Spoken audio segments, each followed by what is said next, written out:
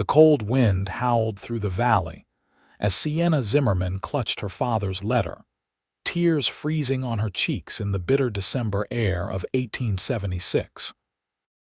The news of her fiancé's death had reached her just days before their wedding, and now she stood at the edge of the frontier town of Wildwood, Colorado, with nothing but a name and an address scrawled on a piece of paper. "Uncle Jeremiah's ranch is just beyond those hills," the stagecoach driver pointed, handing down her single trunk. "About 3 miles northwest. Tough country for a city girl." Sienna straightened her back and lifted her chin. "I'll manage just fine," she said, though her voice trembled slightly. 22 years old, and she'd never been west of Chicago before. Now here she was, alone in a strange town with winter bearing down. "Need a ride out there?" The driver looked concerned. "Storm's coming in fast." "No, thank you. My uncle is sending someone." At least, that's what his telegram had promised. Sienna glanced anxiously down the main street of Wildwood, a collection of wooden buildings, a church steeple, and horses tied to hitching posts. Men in dusty clothes moved between the saloon and general store, their eyes lingering on her fine wool coat and city boots. As the stagecoach pulled away, leaving her standing beside her trunk, Sienna felt her composure slipping. Thomas had been dead for less than a month. Their future together, the beautiful Boston home they'd planned, the children they'd dreamed of, all vanished in a senseless carriage accident. Now she was here in this wild place because she had nowhere else to go. "Miss Zimmerman." The voice was deep and rough, like stones grinding together. Sienna turned to find a tall man on horseback watching her with an intensity that made her step back. He sat straight in the saddle, broad-shouldered in a worn leather coat. His face was all hard angles, partially obscured by several days' worth of dark beard. A weathered Stetson cast shadows over eyes the color of a winter sky. "Yes," she managed, clutching her reticule. "Are you from my uncle's ranch, Blake Jennings?" He didn't offer his hand or smile. "I work for Jeremiah. He sent me to fetch you." Something in his manner made Sienna hesitate. He wasn't what she'd expected, not a friendly ranch hand or a cheerful cowboy, but this stern, imposing figure whose very presence seemed to command the space around him. "Is my uncle well?" she asked, wondering why Jeremiah hadn't come himself. "Well enough." Blake dismounted in one fluid motion, revealing his considerable height. "Your trunk goes on the wagon." He nodded toward a small buckboard tied behind his horse. As he lifted her trunk effortlessly, Sienna noticed the townsfolk watching. A woman leaned over to whisper to her companion, and both glanced in their direction. "Don't mind them," Blake said, catching her gaze. "Small town. New faces are rare as gold nuggets." "They seem more interested in you than me," Sienna observed. Something like resignation passed across his face. "Let's get moving. Storm won't wait on pleasantries." The wagon ride was bone-jarring and mostly silent.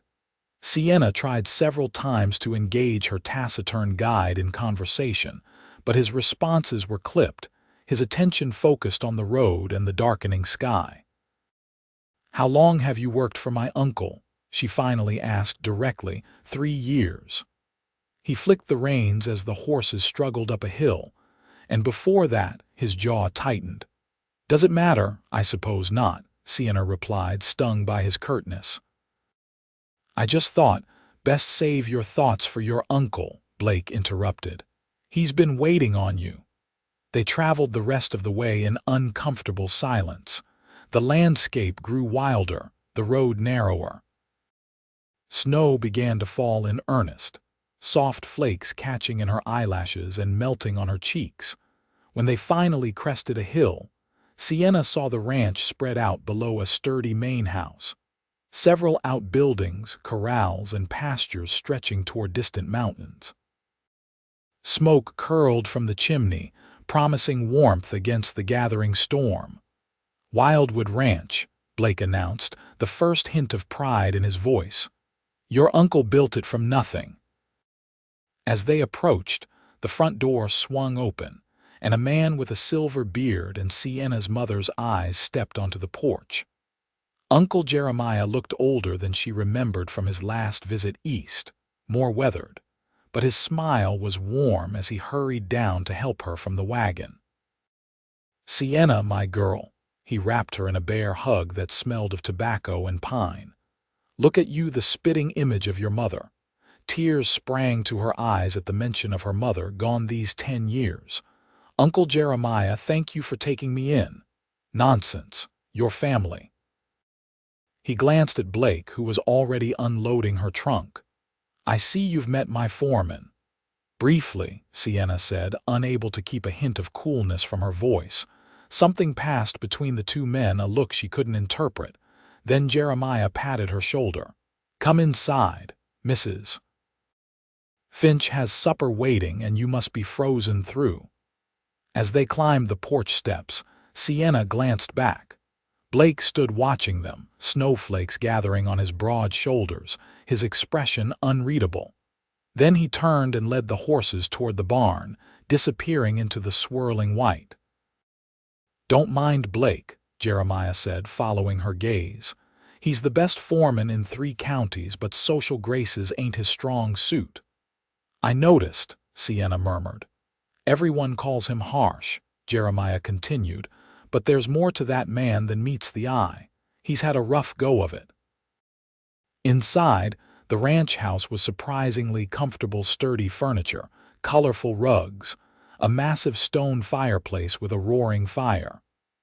Mrs. Finch, the housekeeper, was a plump, cheerful woman who fussed over Sienna's thinness and pressed hot tea into her hands.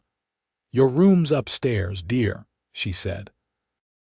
"I put fresh linens on the bed and warmed the blankets with hot bricks." After a simple but hearty supper, Sienna retired early, exhausted from travel and grief.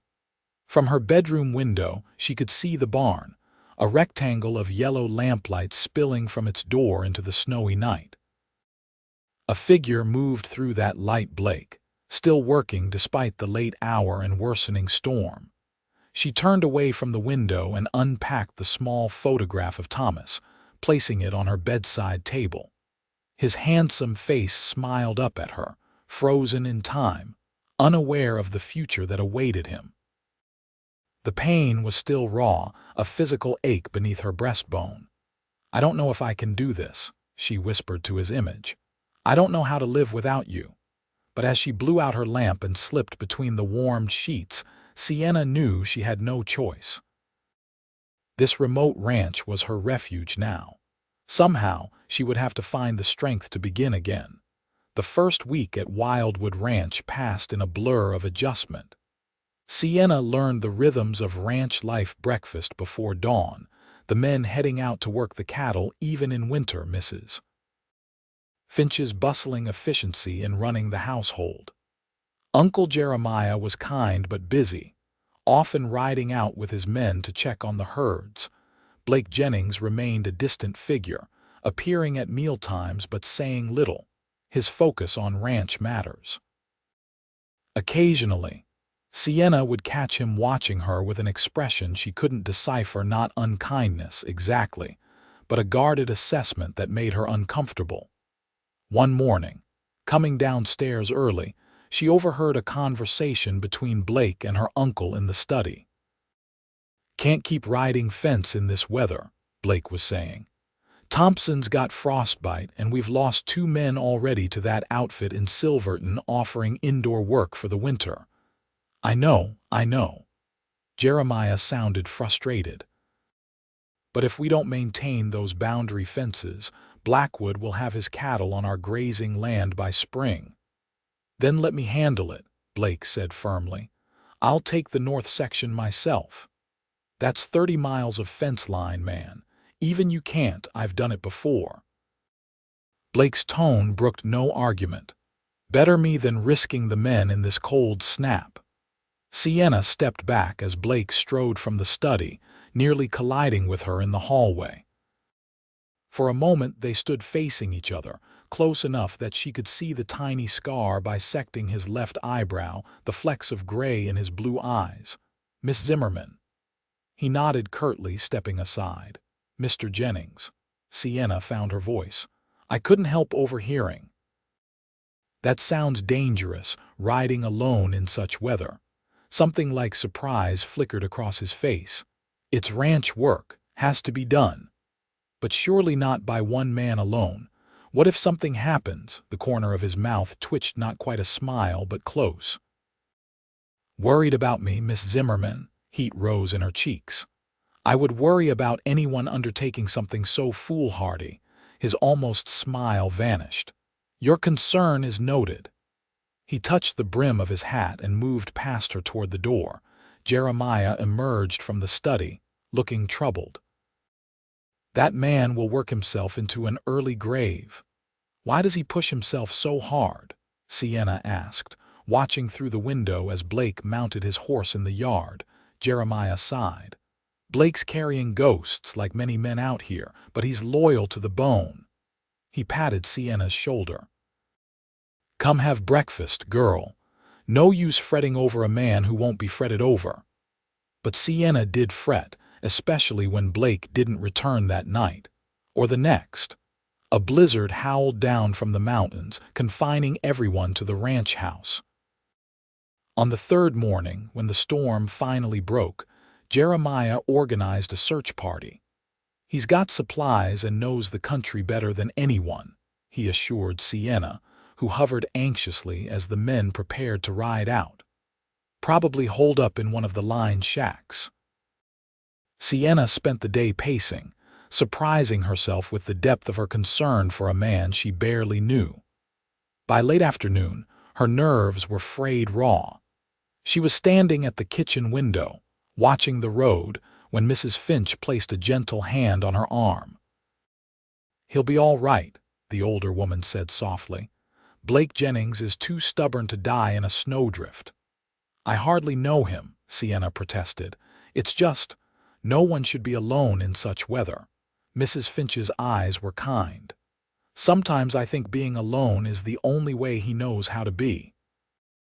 Before Sienna could respond, a shout went up from outside. She rushed to the door to see riders approaching Jeremiah and his men, and among them, hunched in the saddle but upright, was Blake. Relief flooded through her with unexpected force. As the men dismounted in the yard, she could see that Blake was pale beneath his weathered tan, his movements stiff. "Found him at the North Line shack," Jeremiah explained as they helped Blake toward the house. "Damn fool tried to ride through the worst of the storm and got thrown when his horse spooked at lightning. Cracked some ribs, I reckon." "I'm fine," Blake growled, though his face contorted with pain as they guided him inside. "Doctors snowed in at Preston's mill," Jeremiah told Mrs. Finch. "Won't be here till tomorrow at earliest."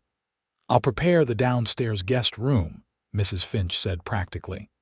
"Sienna, fetch hot water and bandages." In the flurry of activity that followed, Sienna found herself assigned to Blake's care once Mrs. Finch had helped him remove his outer layers and wrapped his ribs tightly. The damage was indeed several cracked ribs, a badly sprained wrist, and a gash on his temple that Sienna cleaned carefully while he sat stoically on the edge of the bed. "You're fortunate it wasn't worse," she said, dabbing antiseptic on the cut. "Riding alone in such conditions, it was reckless. Job needed doing." His voice was rough with pain.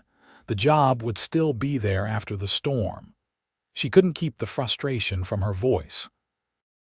"You risked your life unnecessarily." Blake looked up at her then, really looked at her as if seeing her clearly for the first time. "You're angry." Sienna paused, surprised to find that he was right. "Yes, I suppose I am. People were worried about you." "People." One eyebrow lifted slightly, she felt her cheeks warm. "My uncle, Mrs. Finch, the ranch hands, and you." Those piercing blue eyes held hers. "I barely know you, Mr. Jennings." "Blake," he said quietly.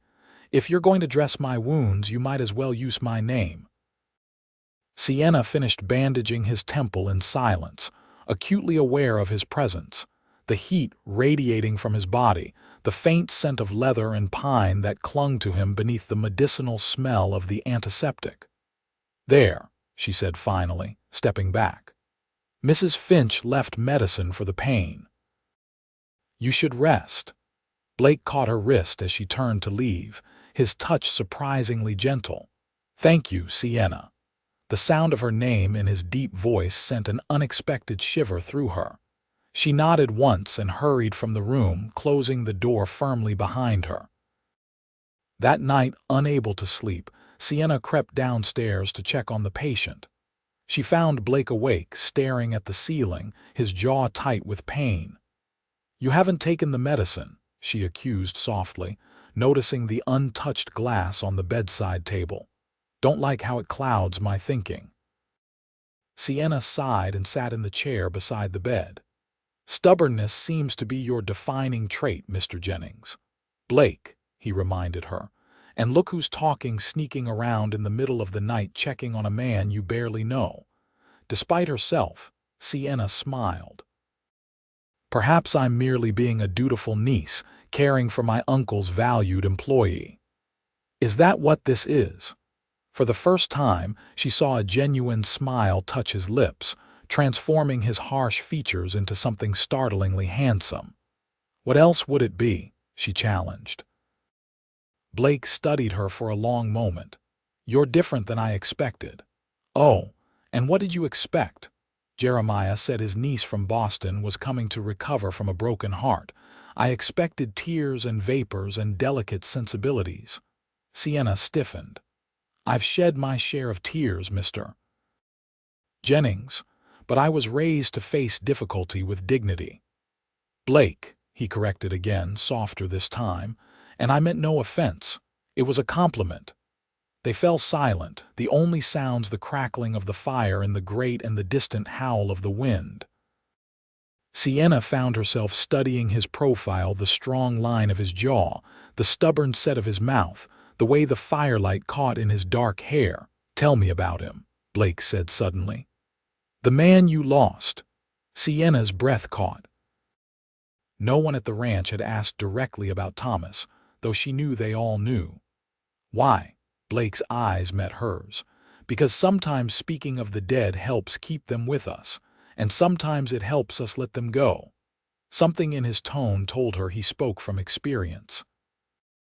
Slowly, haltingly at first, then with increasing ease, Sienna began to talk about Thomas's laugh, his dreams of becoming a doctor, the future they'd planned together. Blake listened without interruption, his gaze steady on her face. "He sounds like a good man," he said when she finally fell silent. "He was." Sienna wiped away a stray tear.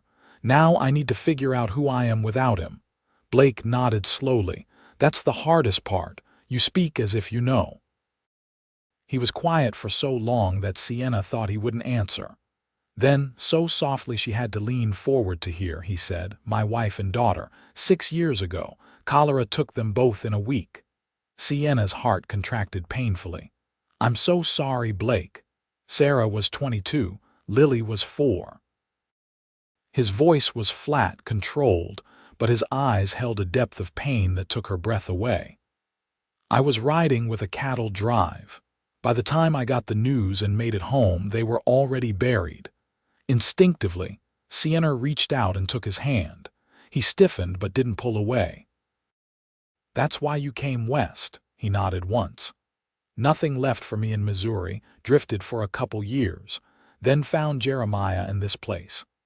They sat in silence, hands still joined, two people who understood loss in a way few others could. When Sienna finally rose to return to her room, Blake's fingers tightened briefly around hers. "Thank you," he said simply. She knew he meant for more than just tending his wounds.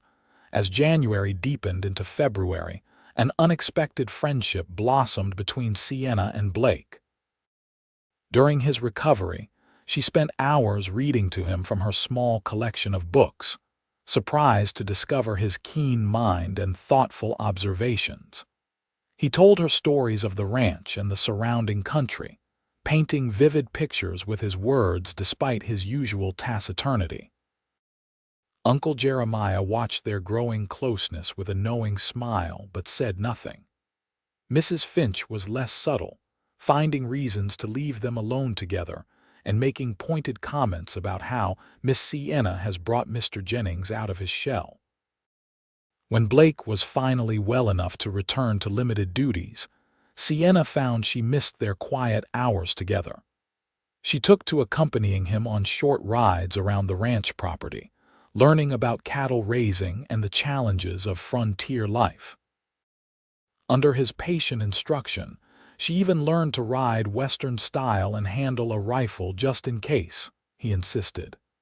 In case of what? She challenged, balancing the heavy weapon in her hands. In case you need to protect yourself, Blake had replied seriously. The frontier doesn't forgive weakness, Sienna. Is that why you push yourself so hard, to avoid appearing weak? His eyes had narrowed slightly. I push myself because work needs doing. There are other capable men on this ranch, she'd persisted, yet you take on the hardest tasks yourself. Drop the hammer slowly, he'd instructed, ignoring her observation. And keep your finger off the trigger until you're ready to shoot. But something had shifted between them that day. Blake began delegating more tasks to the other ranch hands, spending more time at the main house, even joining evening gatherings around the fire where cowboys shared stories, and Mrs. Finch served her famous apple pie. One evening in late February, as a Chinook wind brought an unexpected thaw, Sienna found Blake on the front porch, staring out at the moonlit landscape. "Beautiful night," she said, joining him at the railing. He nodded, his profile silvered by moonlight. "First hint of spring." Sienna breathed deeply of the milder air. "I've been thinking about writing to my friend in Boston about teaching positions for the fall term." Blake turned to her, his expression suddenly guarded. "You're planning to leave, then?" "I came here to heal," she said carefully. "I can't impose on Uncle Jeremiah's hospitality forever." "Is that what you think you're doing? Imposing?" His voice had an edge she hadn't heard in weeks. "Jeremiah loves having you here. The whole ranch does." Sienna studied his face, trying to read what lay behind his words. "And you, Blake?" "What do you think?" He looked away, his hands gripping the porch railing. "I think you should do what makes you happy." "That's not an answer. It's the only one I have right now." He straightened, creating distance between them. "Good night, Sienna." She watched him stride toward the bunkhouse, confusion and hurt warring in her chest. Just when she thought she was beginning to understand Blake Jennings, he threw up walls again, retreating behind his harsh exterior. The next morning, Blake was gone before dawn, taking 2 ranch hands to check on a herd in a distant pasture.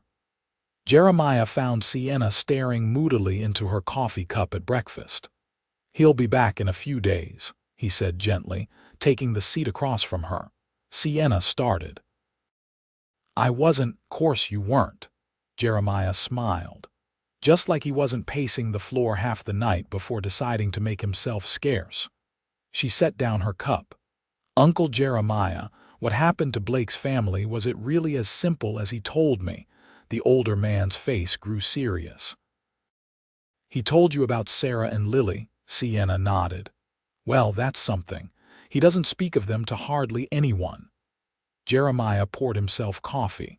But no, it wasn't quite that simple. Blake blamed himself. He'd taken that cattle drive job for extra money against Sarah's wishes. She'd had a feeling wanted him to stay close to home that summer. "But he couldn't have known," Sienna protested. "Grief ain't rational, girl, and Blake Jennings carries guilt like other men carry pocket watches." Jeremiah patted her hand. "He's been alone a long time. Reckon he's forgotten how not to be." For 3 days, Sienna moved through her routine mechanically, her thoughts constantly straying to Blake. Had she misread their growing closeness? Had she imagined the way his eyes softened when they landed on her, the way he seemed to find reasons to be near her? Or was he simply pulling away because he feared losing someone again? On the fourth day, a spring blizzard blew in unexpectedly, catching everyone by surprise with its ferocity. Sienna stood at the window, watching the swirling snow with growing anxiety. "They'll have sheltered at the South Line cabin," Jeremiah assured her, though his own face showed concern. "Blake knows this weather better than anyone." But as night fell with no sign of the missing men, even Jeremiah began to worry. "If they're not back by morning, I'll take a search party out." Sienna barely slept, listening to the howling wind and imagining Blake somewhere in that deadly cold.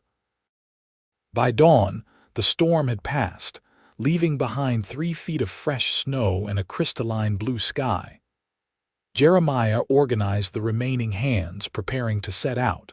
"I'm coming with you," Sienna announced, already dressed in her warmest clothes. "Absolutely not," Jeremiah said firmly. "It's dangerous country even without the snow. I'm a strong rider now, and I know basic tracking from Blake." She met her uncle's gaze steadily. "And I'm going whether you take me or not." Something in her expression must have convinced him. With a resigned sigh, Jeremiah nodded. "Stay close to me and do exactly as I say." They rode out as the sun climbed higher, following the likely route Blake would have taken. The going was slow through the deep snow, and Sienna's fingers and toes soon ached with cold despite her heavy gloves and boots. By midday, they had seen no sign of the missing men. "We'll check the line cabin," Jeremiah decided, pointing toward a distant ridge.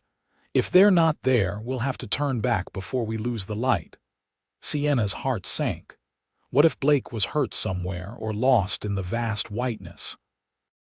The thought of returning to the ranch without finding him was unbearable. They were halfway to the ridge when one of the ranch hands spotted movement in a copse of pine trees below. Jeremiah raised his field glasses. "It's them," he exclaimed. 3 riders moving slow. Relief made Sienna light-headed. As they rode down to meet the approaching group, she could make out Blake in the lead, his broad shoulders unmistakable even at a distance. The 2 parties converged in a small clearing, steam rising from the horses' nostrils in the cold air. Blake's eyes found Sienna immediately, widening in surprise and something else, concern perhaps, or dismay at seeing her out in such conditions. "What happened?" Jeremiah demanded, taking in their exhausted appearance. "Got caught by the storm returning from the south pasture," Blake explained, his voice hoarse with fatigue. "Thompson's horse broke a leg in a snow drift, had to double up and move slow." Sienna noticed then that one of the hands was riding behind Blake, while the third man led an empty saddle. "Everyone all right otherwise?" Jeremiah asked. Blake nodded. "Cold and hungry, but we'll live." His eyes hadn't left Sienna's face. "You shouldn't be out here." "I was worried," she said simply. Something flickered in his expression, surprise, followed by a warmth that had nothing to do with the cold. "Let's get back to the ranch," was all he said, but the harshness was gone from his voice. The ride home was slower, accommodating the tired horses and riders. Somehow, Blake maneuvered his mount alongside Sienna's, their knees occasionally brushing as they navigated the snowy trail. "I thought about what you said," he told her quietly when they'd fallen slightly behind the others. "About teaching in Boston." Sienna glanced at him. And I realized I've been a coward." His breath frosted in the air between them. "I've been hiding out here, using work as an excuse not to live." "Blake, let me finish," he said, his eyes intent on her face. "When that storm hit, all I could think about was getting back to you. Not the ranch, not the herd. You, Sienna," her heart thundered in her chest. "I was so afraid," she admitted. "The thought of losing you, you haven't lost me," he said softly.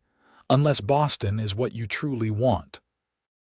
Sienna studied his face, the strong lines softened by fatigue, the blue eyes vulnerable in a way she'd never seen before. "What I want," she said carefully, "is a future that doesn't feel like settling for less than I deserve." Blake nodded slowly, understanding in his gaze. "And you deserve everything, Sienna Zimmerman." The ranch came into view, smoke rising from the chimney, windows glowing with lamplight against the gathering dusk. Home, Sienna realized with surprise. In the months since she'd arrived, this wild place had become home. "I don't know if I'm ready," she confessed. "My heart still aches for Thomas sometimes." "I know," Blake said simply. "Mine aches for Sarah and Lily. I think it always will in some small way." He reached across the space between them, his gloved hand finding hers. "But I've learned something important this winter watching you heal. There's room in a heart for both memory and hope." Tears stung Sienna's eyes, freezing on her lashes. "Everyone called you harsh when I first arrived." A smile touched his lips. "And what do you call me now?" "Mine," she whispered. "If you want to be." His answer was in his eyes, warm and certain as a summer sunrise. Spring came to Wildwood Ranch in a riot of wildflowers and new calves. Sienna wrote to her friend in Boston, not about teaching positions, but about sending her remaining belongings west. Blake and the ranch hands built a small cabin near the main house, with a view of the mountains and space for a garden. They were married on a perfect June day, with Uncle Jeremiah giving the bride away and the entire ranch in attendance. Mrs. Finch cried through the entire ceremony and baked a wedding cake 3 layers high. That night, as they stood on the porch of their new home, Blake wrapped his arms around Sienna from behind, both of them gazing up at stars so bright and numerous they seemed close enough to touch. "Happy," he murmured against her hair. Sienna leaned back into his strength, remembering the broken woman who had arrived at Wildwood Ranch 6 months earlier. "Yes," she said honestly. "Not in the way I once imagined, but deeply, truly happy." Blake turned her in his arms, his face solemn in the moonlight. "I promise to spend every day making sure you stay that way. Even if it takes all winter," she teased gently. "Even if it takes a lifetime," he answered, lowering his mouth to hers. And as they stood together under the vast Colorado sky, Sienna knew that sometimes the harshest beginnings led to the most beautiful endings. Their love story hadn't been easy or expected, but it was theirs born of grief and patience, tempered by a frontier winter, and all the stronger for the journey.